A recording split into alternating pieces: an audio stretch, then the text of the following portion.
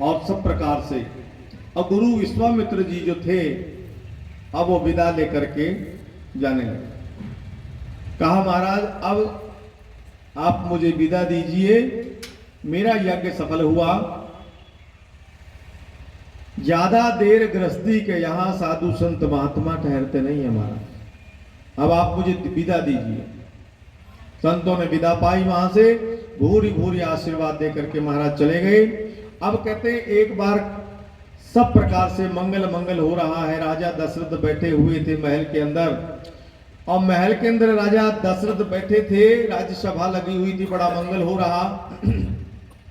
लेकिन बैठे बैठे दर्पण देखा, और दर्पण देखने के पश्चात उन्हें अब क्या दिखाई दिया, एक तरफ एक सफेद बाल दिखाई दिया, सफेद बाल एक दिखाई दिया। तो कहते हैं बाल को देख करके राजा ने कहा शायद अब मैं बूढ़ा हो गया हूं और मुझे सत्ता का परित्याग कर देना चाहिए, समय पर ही सत्ता का परित्याग कर देना चाहिए। यानी कि समय के अनुरूप अपना जो कार्यभार है संतान को संभाल देना चाहिए। ज्यादा समय तक महाराज उसको अपने पल्ले से बांध के नहीं रखना चाहिए। राजा दशरथ ने ऐसा सोचा कि मैं वृद्ध हो गया हूं, और विचार आया मन में। तो एक बार राजा दशरथ का ये जो विचार आया है, तो एक बार सोचने लगा कुछ दिन और देखूं, ऐसा मन में भाव आ गया।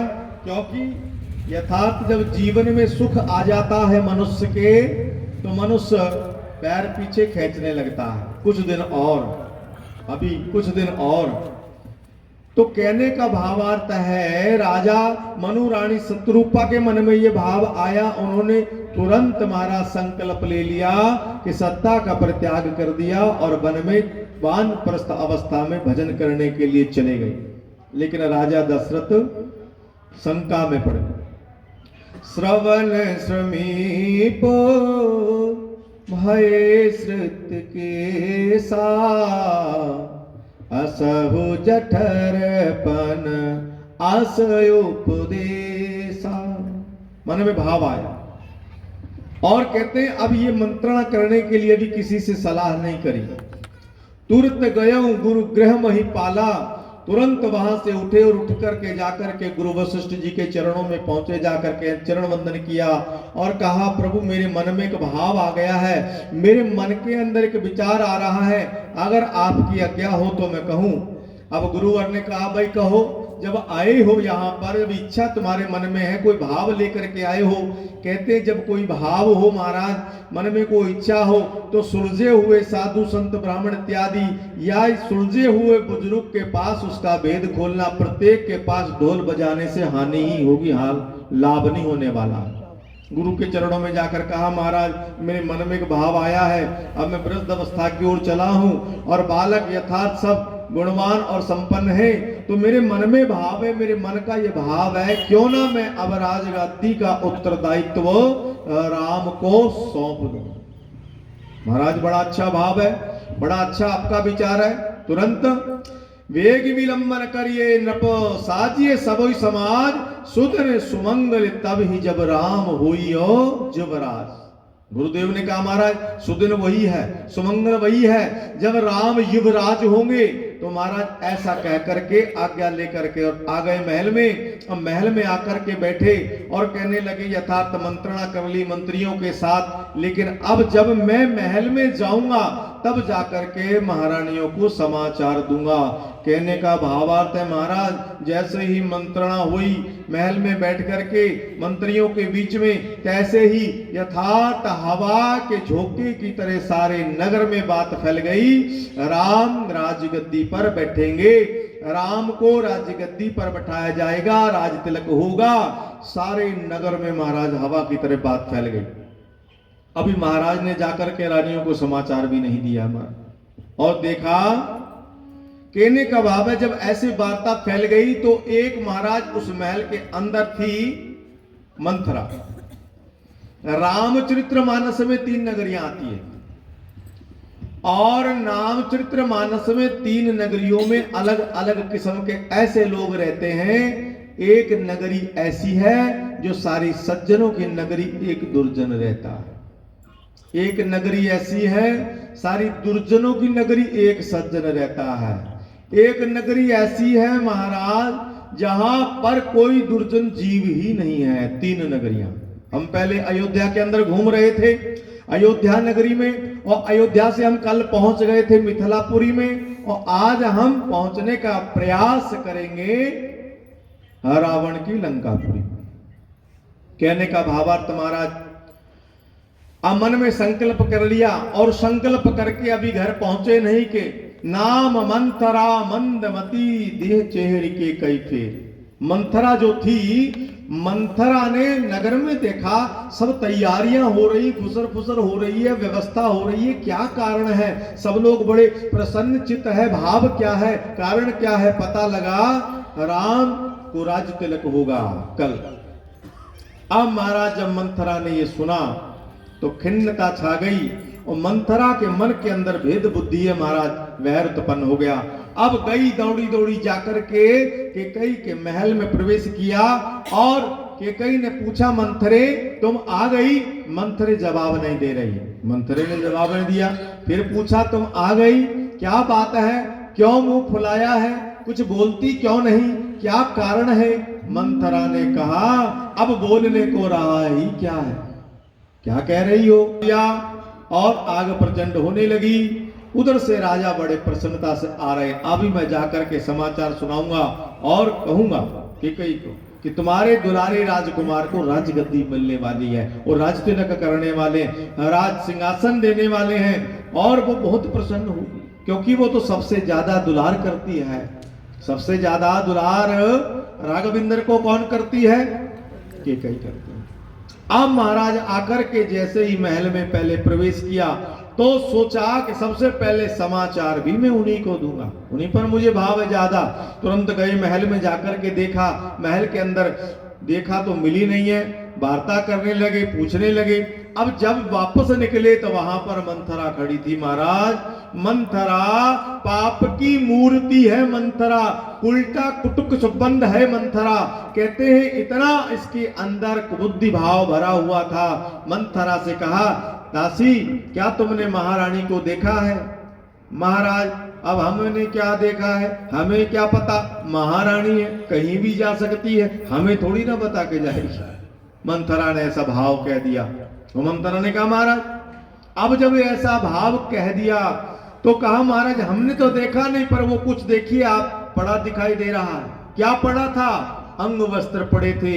वो अंग वस्त्र खिले हुए जो थे वो मार्ग दर्शा रहे थे कि केकई कौप भवन में जाकर के बैठी है। अब जैसे महाराज अंग वस्त्र की तरफ बढ़ते हैं और वो रास्ता कोप भवन की तरफ जाता है, धीरे धीरे चले। जब सामने कोप भवन आया, महाराज के दशरथ के चरण पीछे हटने लगे, पर जाना आगे है।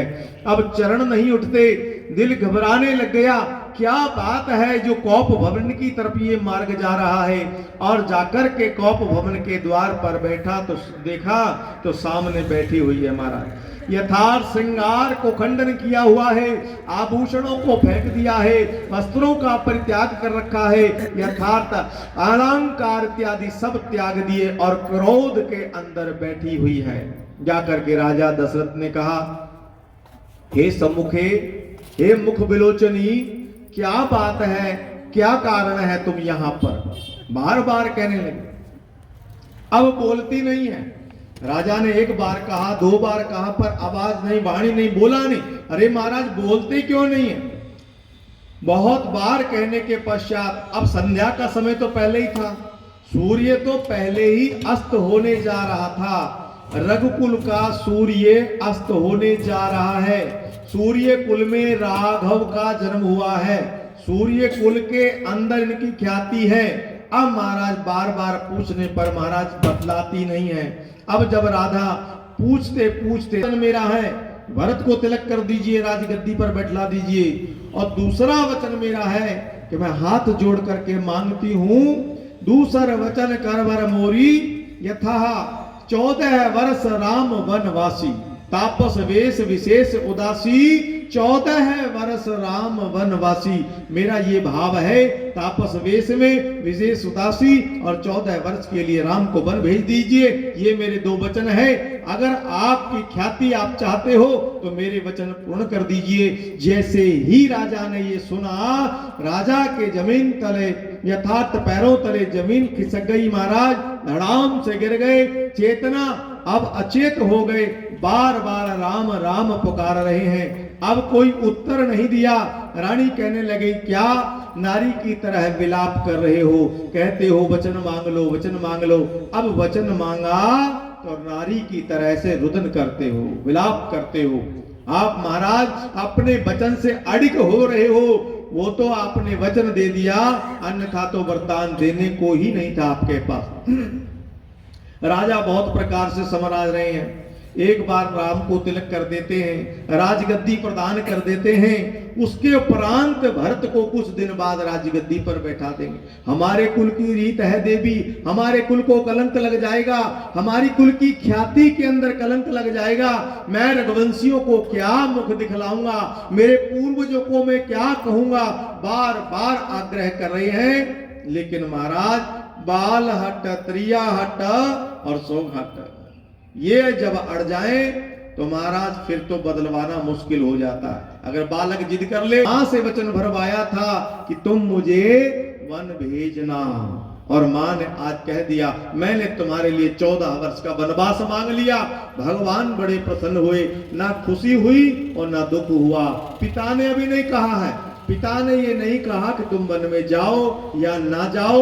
राम जी तुरंत उठे, जाकर के तैयारी प्रारंभ कर दी, और कौशल्या मां तैयारी कर रही है। आज मेरा बेटा राम राज्य तिलक होगा, राज्य गद्दी पर बैठेगा, सुंदर राशि वस्त्र सजा रही है। एक मां वस्त्र सजा रही है और तैयारियां कर रही है।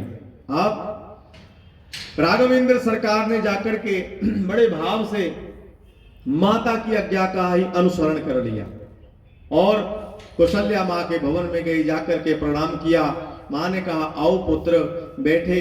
पुत्र को वस्त्र दिखा रही है, पुत्र तुम्हारे लिए आज ये सुंदर वस्त्र बनाए हैं, आज तुम सिंहासन पर बैठोगे, ये वस्त्र पहनना। देखो समय की विडंबना, कोई किसी के भाग्य को नहीं जान सकता मेरे भाई। ये भगवान ऐसी लीला कर रहे हैं। कहां तो कौशल्या तैयारी कर रही है, मेरा पुत्र राजगद्दी पर बैठेगा, लेकिन पुत्र को तो महाराज आदेश हुआ है कि वन में जाना है। मां